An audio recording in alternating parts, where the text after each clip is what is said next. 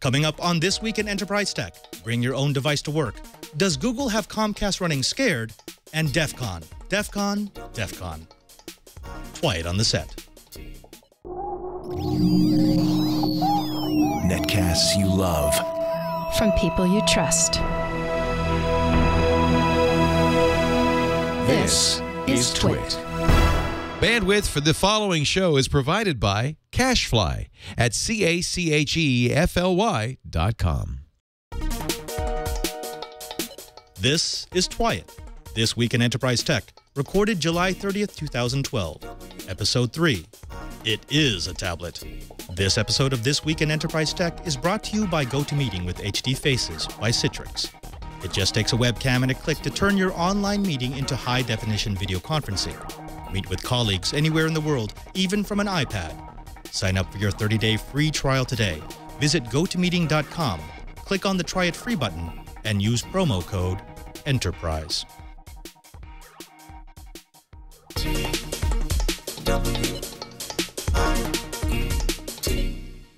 Welcome to TWiT, This Week in Enterprise Tech. It's the show dedicated to the enterprise professional, the IT pro, and the geek who just wants to know how the world is connected. I'm your host, Father Robert Ballecer, the digital Jesuit, your guide to all things in the enterprise. And I'm joined here today by a wonderful panel of guests, starting with the ever-present Brian Chee. Brian, how is Hawaii today? Good morning from Honolulu. It's a gorgeous day in the 80s and, well, light breeze. 80s and light breeze. I do believe my hate for you is growing, but that's not going to affect my next guest, Mr. Curtis Franklin. How are you today? I'm doing very well, Father Robert. We're in Florida, where we've got tropical showers, low 90s for both temperature and humidity, standard Florida summer. Correct.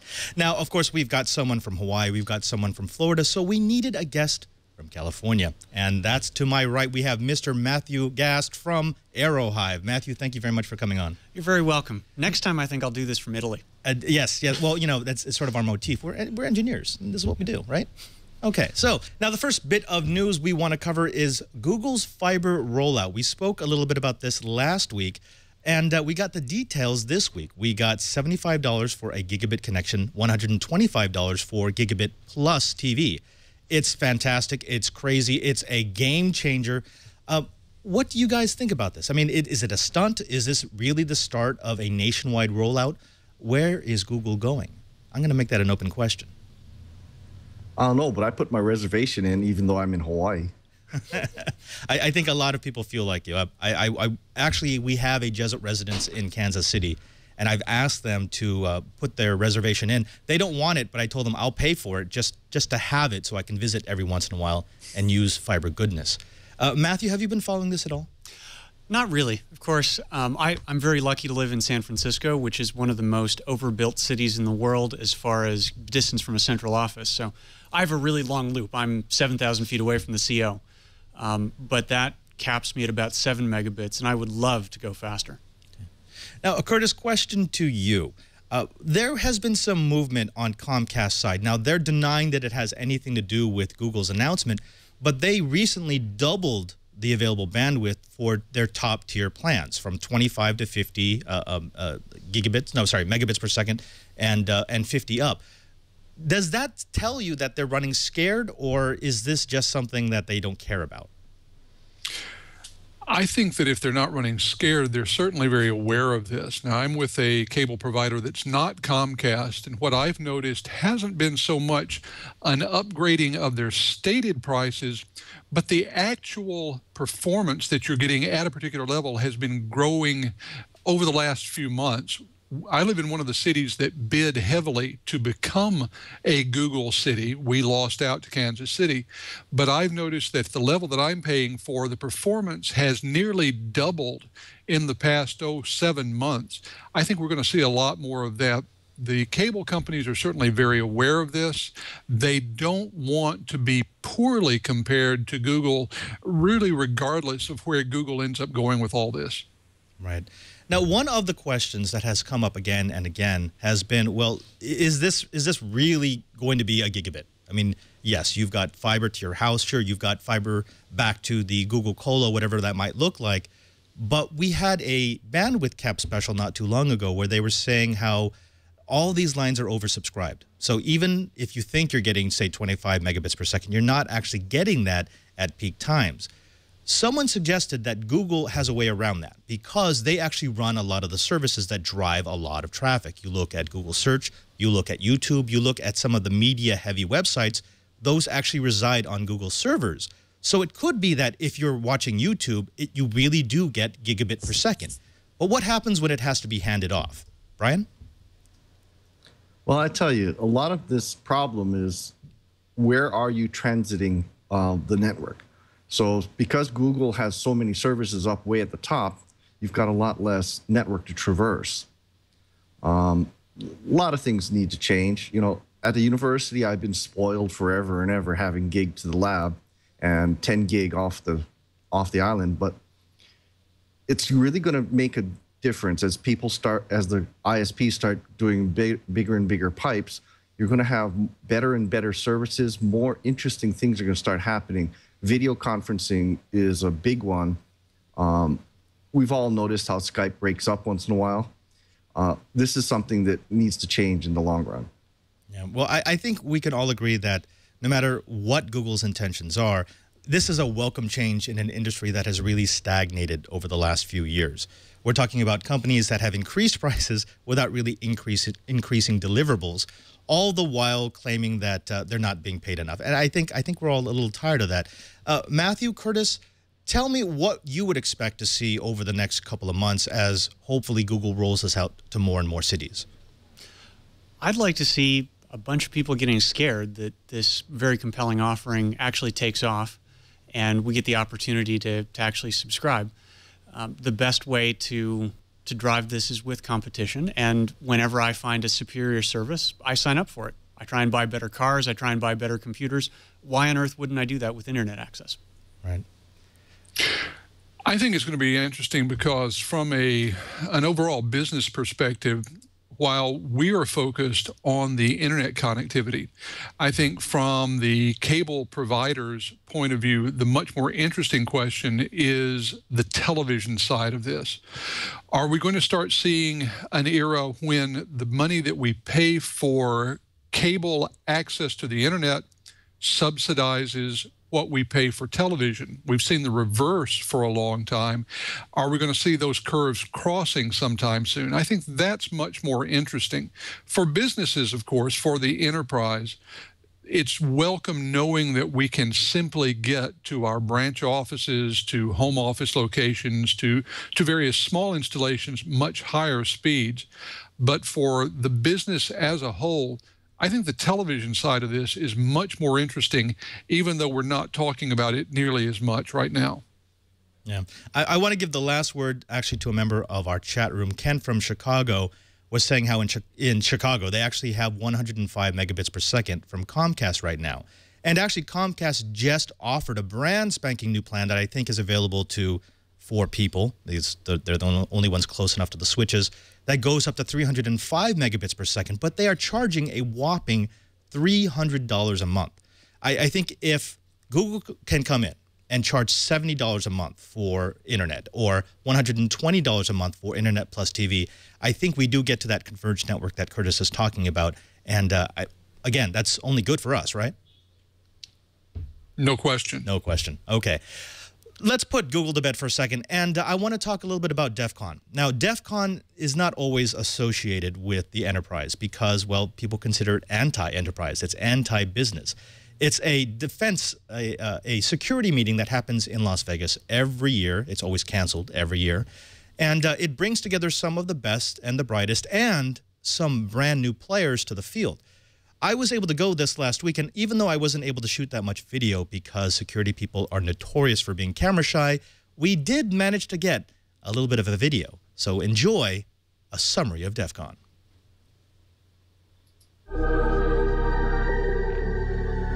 I have discovered the web, and it is glorious.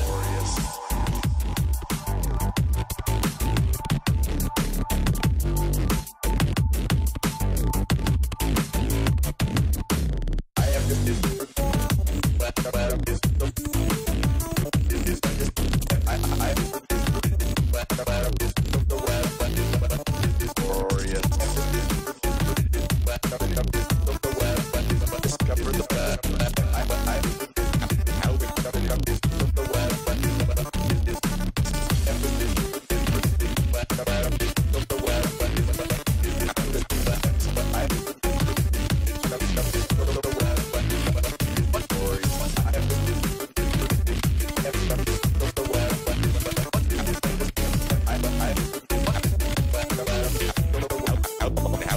having some fun.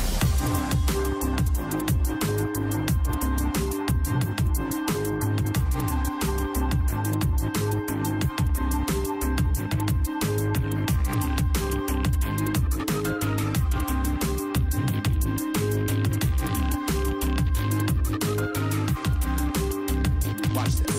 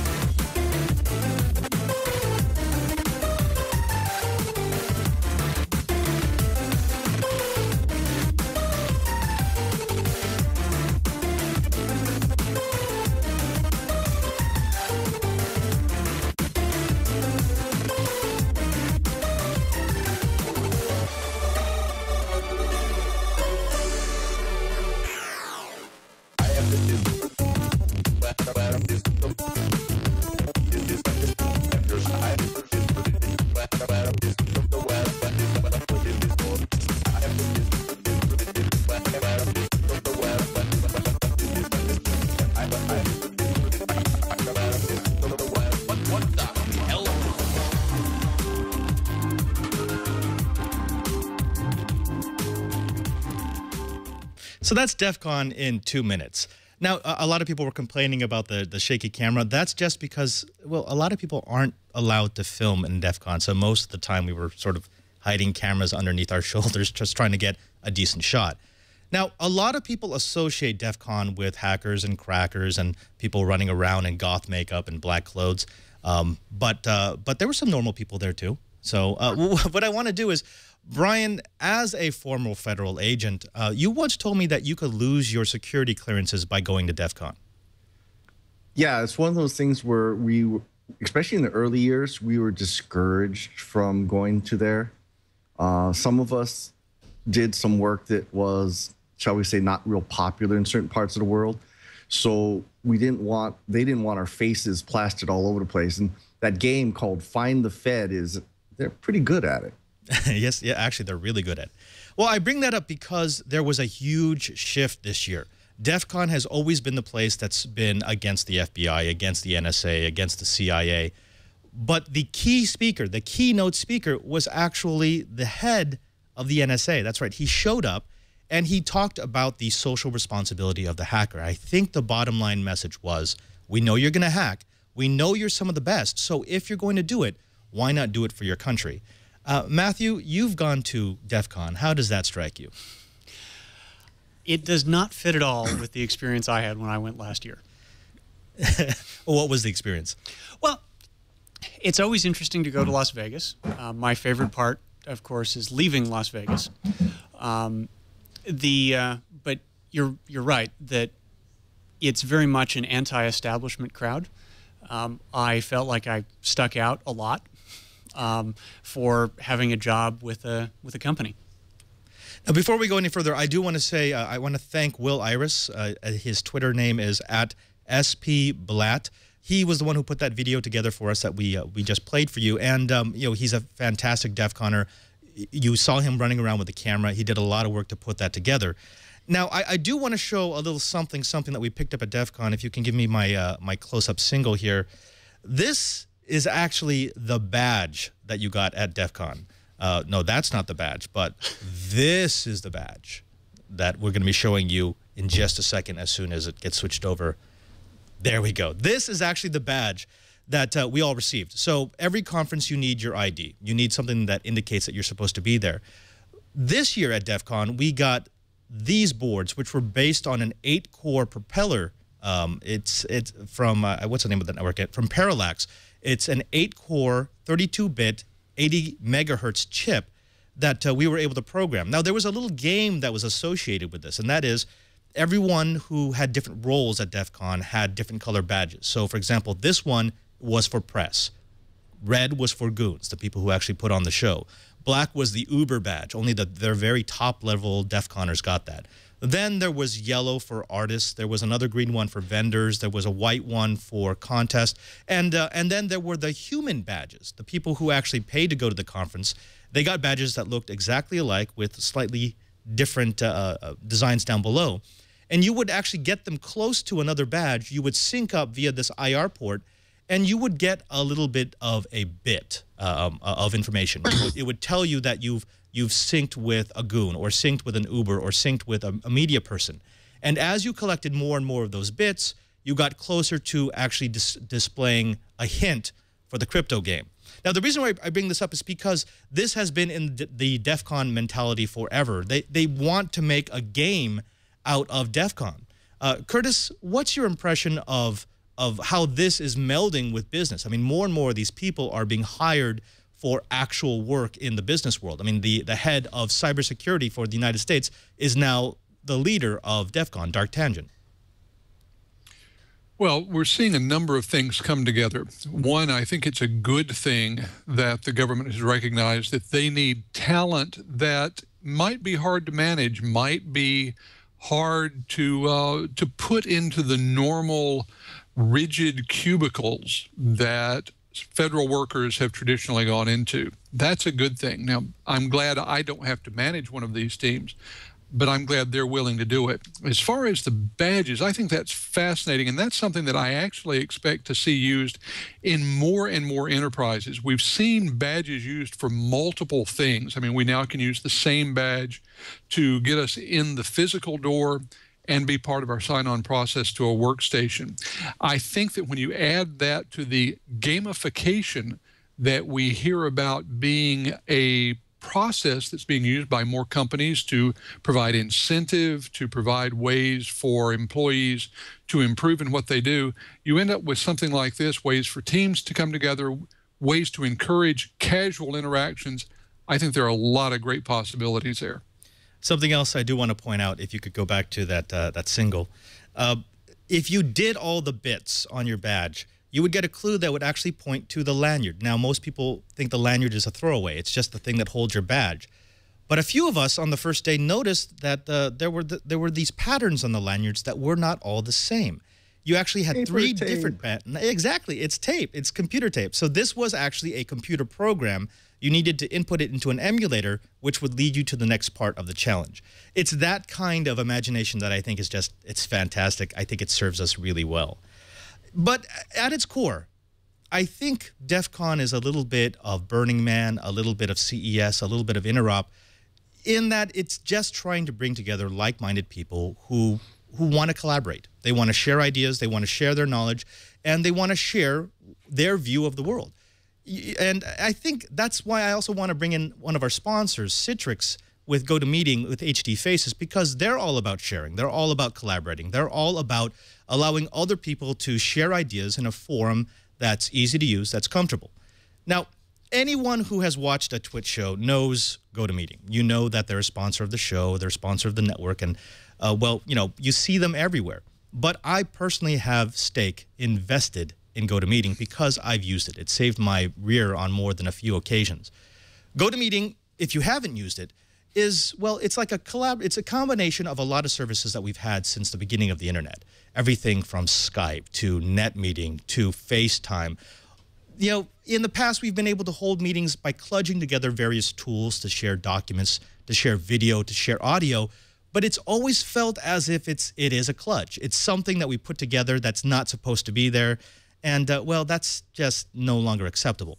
What GoToMeeting with HD Faces will do is it will take all those services, your video sharing, your audio sharing, your document sharing, and it puts it into an interface that is easy to use even if you don't really know how to use a computer. If you can run your email client, if you can use Outlook, if you know how to set up a meeting invitation over the internet, you can use GoToMeeting. On a personal note, GoToMeeting has saved my job because, well, in my real job, I'm actually a national director for my religious order back in Washington, D.C.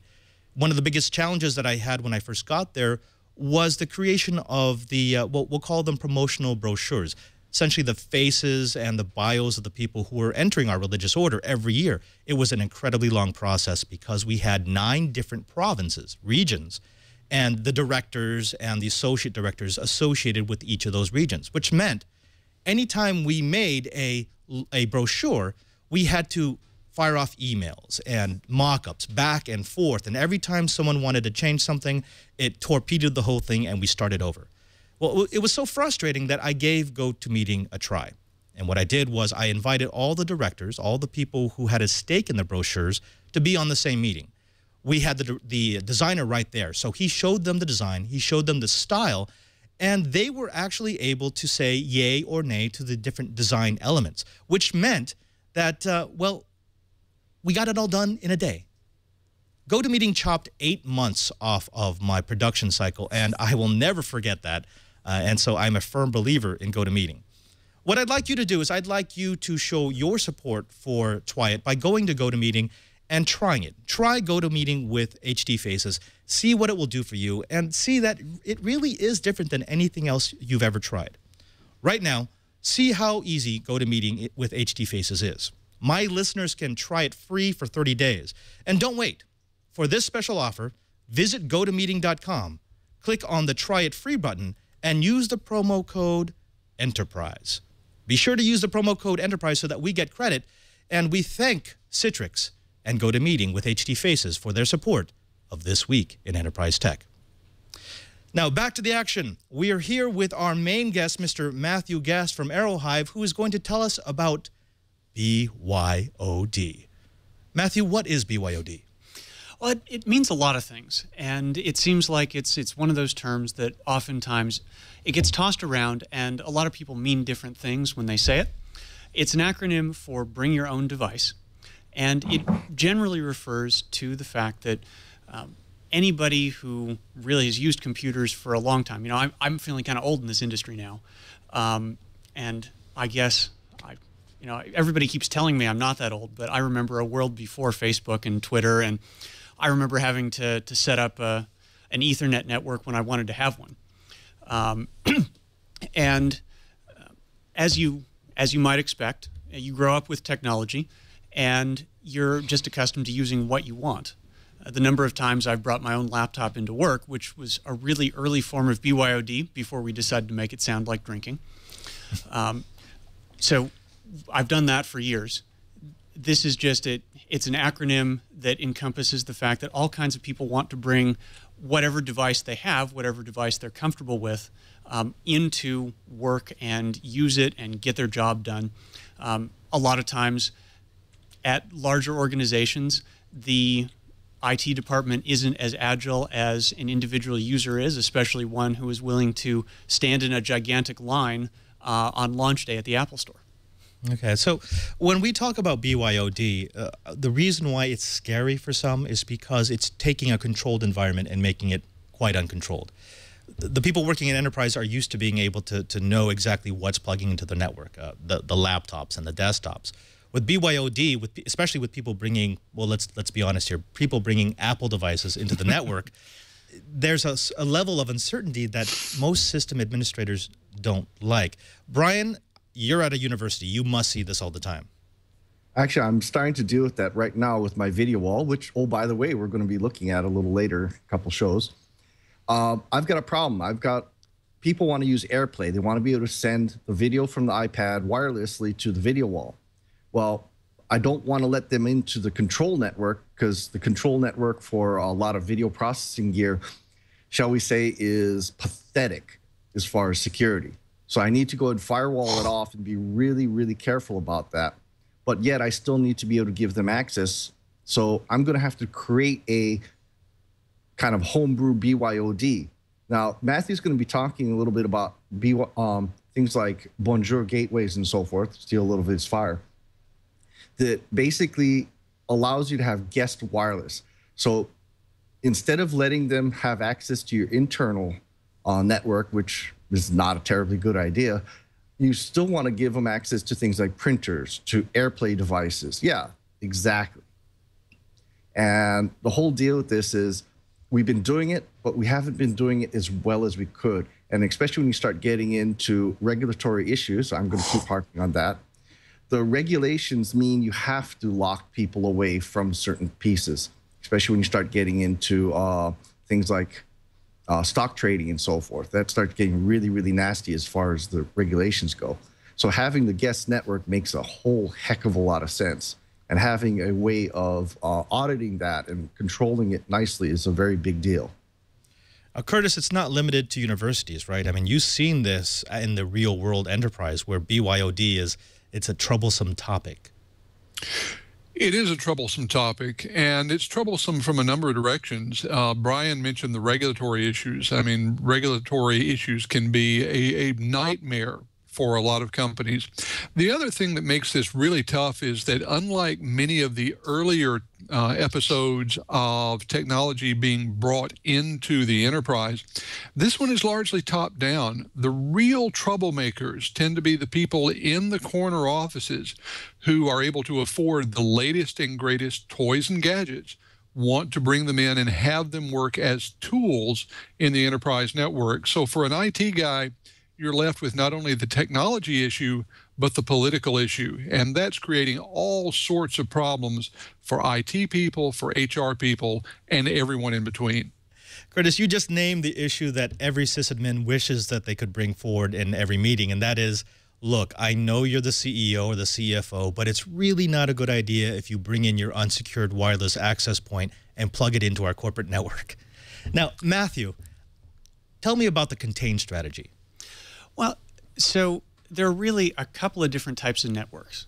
And traditionally, you have a corporate-oriented network where the IT department buys something on behalf of the company, configures it for you, and then that is a company device on the company network. You have company credentials, and that's pretty well understood.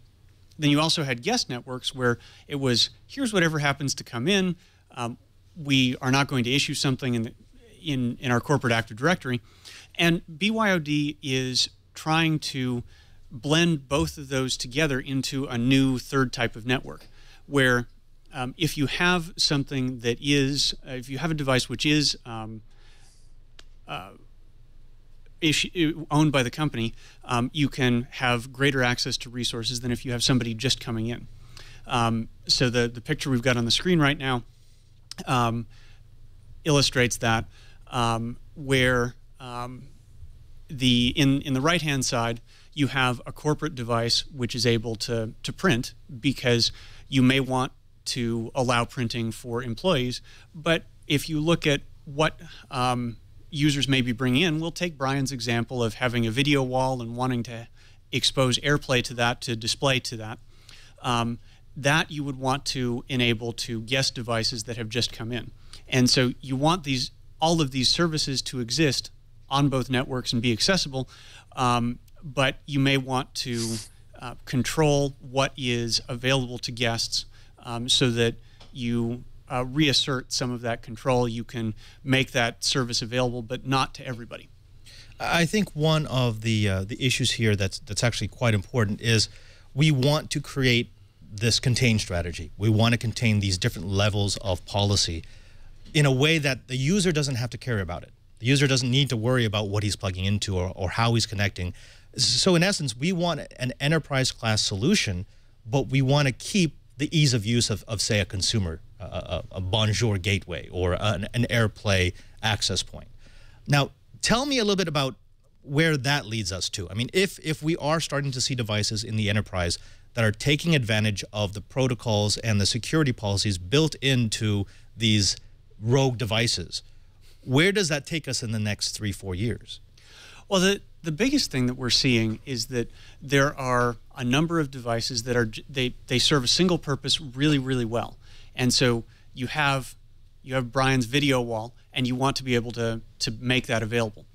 How do you do that? And Apple has done a fabulous job in making everything work together and be integrated. In fact, I was looking at the chat room display, and I saw somebody say, but this is all great, but isn't the problem that with Airplay, you can only use it on the same broadcast domain? And that has been a problem. We actually spent some time looking into how to address that here at Aerohive. So there's yeah. So if we go to the display, I'll give you the really quick overview of how this works. So we've got the blue network on the left that has services. We have a red network on the right that has an AP and allows you to get on that network. Now, you would never design a network like this. I've got the two APs on different subnets, and the only purpose for doing that is to show what's available and what's not. So in this situation that we've got right now, where the iPad is on the blue subnet, it can access everything on the blue subnet. It's basically like a big home network. You want to use Airplay? Fine. Same VLAN, everything just works like it should. But if you go over to the red network, so if you, then you're over there, all of that link local stuff that happens just doesn't happen anymore, and so therefore you don't see anything. So no Airplay for you. When you turn on this Bonjour gateway feature that we've built into our access points, then what that does is it collects advertisements on the blue network. So the Airplay will come up, and when it first comes up, it advertises its existence. Then it does that in response to queries. We know that there's an Airplay device out there on the blue network. We can then share that between the two APs. And we have to share information between APs anyway, because we have to handle roaming users and a lot of other stuff. So you say, all right, I've learned that there is an Apple TV. I've got Airplay in a particular location. I'm going to share that. And so we take the service list and we say, hey, guess what? Over on the blue network, we know that there's Airplay. So at that point, it's then possible to do what's called a proxy advertisement. And this AP over on the red network says there is an Airplay device. You can pick up on that with the iPad, and you can go ahead and use it, even though you're on a completely different subnet. That does go through whatever routers you have. So if you have an extremely paranoid IT department that has put firewalls in place, it still may not work. But this allows you to bridge that advertisement across however large a network you already have. So you're talking about device-specific security rather than subnet-specific security. Yeah. And there's actually another interesting thing that I'll call out of the chat room, which is that somebody said, why can't you just take a single iPad and a single Apple TV and put them together? And the trouble with that is that Airplay is a very simple protocol. If you have an Apple TV, it will accept a connection from anybody. So that it's basically the last one in wins. This is a problem that a number of school districts are looking at because they have teachers who are on iPads and the students are all following along. You may be displaying via Airplay to a TV in the room, and the students have an equal right as far as the network, perhaps not socially or in terms of what's in the classroom, but students are able to just go ahead and find that Apple TV device and use it. So that's really the next frontier in how we do this. Now that we've made it available, oops, now we have to make it less available. Sort of like it was a big challenge to get the internet everywhere. Now, just as we need to put in firewalls, we need to do the same thing here in BYOD. Well, that's a timeless debate, right? Because system admins want to lock everything down. I mean, the most secure network is a network that's off, whereas the most usable network is a network that's completely open. So you're trying to find a balance between the two. Now, Chee, tell me, what are the security risks of doing something like this? Because it seems to me that although this is incredibly convenient, there are issues when you start allowing your network to give secure connections to devices that are no longer connected to the secured subnets of your network. Actually, I think Stimpy Cat in the chat room has it right. You're going to start getting bikini babes on the beach instead of today's lesson. One of the great fears that I have is, and the reason why I spent so much money on the firewall for my video wall, is that I've got that video wall playing what is in essence a big ad. We have pictures of our research going most of the day. Now, I really, really, really don't want someone to go and say, put porn up on my video wall. That would be bad. My chancellor might have words with me. I don't want people able to go and throw confidential information, onto a printer, say out in the student lounge or something like that. So being able to control all this UPnP, Bonjour, all this peer-to-peer auto discovery stuff is great, but I need to be able to control that so that it doesn't get out of control. Yeah, Matthew, I want to throw that back to you. That's a very valid concern. If we are now building the technology into our network to allow a device, and it could be a student or it could be a CEO, to roam from the secure part of the network to the insecure part of the network, what guarantees or what technologies can I use to make sure that they're not either exposing information that really needs to stay confidential, or that they're not accessing sites that are not appropriate for that particular side of the network? Well, and a lot of this comes back to the network that you've already built. Wi-Fi is not magical new technology. It takes advantage of the network you've already built. So you want to keep people from accessing things that they shouldn't, in terms of, say, websites. That's already built into the network if that's a concern. As far as specific internal services like we're talking about here, fortunately, Wi-Fi has strong user authentication already built in, so we know who users accessing the network are. And that could be people you have in a guest directory somewhere, or it could also be a guest registration system so that you know that this user is a particular type of guest or a contractor. And based on that, you can assign some form of access rights. Then, because the Wi-Fi network is in this really nice position as far as being at the edge of the network and being able to take things like Bonjour and UPnP and then make them visible only to one user. And this is something that we can do on Wi-Fi because you can turn a multicast frame that goes everywhere into a very targeted direct frame to a particular user. And you can use that to take this network-wide or this VLAN-wide advertisement and turn it from something that goes everywhere into something that's targeted and goes where you want it to. So the next phase of this is to build that capability in and give the network administrators the control that they're looking for. Curtis, is that enough? I mean, can we just give network admins the interface for, say, an Aerohive mesh Wi-Fi network that enables the Bonjour gateway and say, okay, figure out the policies? Or are we asking for trouble by having this much connectivity between subnets?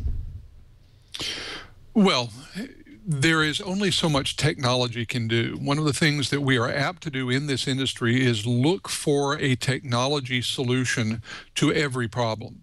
The fact is that there is a level at which you really have to depend upon the quality of your users, their willingness to abide by the social or legal or employment contracts that bind them into the group. So can we help the administrator make those decisions easier for the users? Absolutely. Can we, as IT administrators, defend our networks against unauthorized users? Absolutely. Can we defend in every case against some legitimate user doing something bad on the system? No. Those are the cases in which we have to be able to go in, respond quickly, to get some sort of amelioration in process to take care of the problem after it's there, and deal with the human being on a human basis after that. So can the technology help? You bet. Can the technology make everything bulletproof? Not yet. Okay, I want to shift gears a little bit because we've been talking about security policy. We've been talking about the handing off of devices from one side of the network to the other. But there is another part of BYOD, and that is the actual radios that are serving them. You have a specific vision of, well, what works better. Tell us a little bit about that. Well, it all comes back to the fact that the AP is only half the link. So I've got my laptop here. It's got nice big antennas in the back of the screen. This happens to be a particularly old laptop, so it's relatively slow. It's only 2-stream 11N. It's got a couple of antennas. It goes 300 megabits. That is way better than the tiny antennas I have in this phone. This is a single stream N device. It's limited by the tiny battery in it. And the amount of performance between these two devices is very, very different. One of the ways that expresses itself is that if you look at the radio link, it's symmetric. So you've got two sides to the link. It's a conversation. If one side falls down, it's not going to be a very interesting conversation. One of the investments that we've made is to look at the quality of the radio in the AP. And the reason for doing that is that it doesn't help if you're having a conversation and you have a bullhorn and you're talking to somebody who whispers back to you. You have to make it work in both directions. So it's not enough to shout louder. You also have to listen better. And just as it is with human interaction, where listening is often a harder skill, in this case, building a radio that listens well is also something that requires a little bit of extra effort on the part of the product designer. One of the analogies that I use is that this is a lot like, well, it's a lot like audio. I finally got around to building my own home theater. And one of the things that I noticed about this process is that when I upgraded to an amp that had 200 watts per channel of pure power, which is far more than I need, mental note, next time I get an amp, I should get one that I can lift easily. But it sounds phenomenal, probably because I have highly sensitive speakers, and so therefore I don't have to run this amp hardly at all. It's not breaking a sweat. And by getting to a point where you can have the amp in its comfort zone as opposed to running flat out, that gives you a much less distorted signal. And it's just like if I were to start shouting, I would lose control over some aspects of my voice. It'd sound very distorted. You can hear this in a car if you listen to any of the bass competitions that go on, that in order to get the sound to be that loud, it's necessary to turn it way up. And by building a radio that has more headroom, we're able to better serve single radio devices. And those single radio devices are often things like phones and iPads. By the way, I just love the way that we always say tablet when we really mean iPad, because Apple's market share in the tablet market is like 2/3. We say tablet, and I'm not entirely sure why. But these are devices, and especially with the iPad, it's a beautiful device. You got the front end of it is glass, the back end of it is metal. So if you look at how it goes, you can get the signal out of one end much better than out of the back end because the back is metal. So even the orientation you have as you walk down the hall and change the way that you're oriented relative to the AP, you need to change the way that you're talking to it, because you may get the signal dramatically changing as you go from having the back of a device, the metal back of a device facing the AP, towards going to having the glass end of the device face the AP. So what you're talking about is having devices that will have better communication qualities. Essentially, you have radios that are higher wattage, higher quality. You have devices that communicate more cleanly. And then freeing up, say, the 2.4 gigahertz range for single band devices while using 5 gigahertz for the multiple band devices. And that's also a big part of what you have to do. And that's just good network design. Okay. Thankfully, the 5 gig band has now been built into everything. You don't even have to know it's there. Lots of enterprise-grade devices.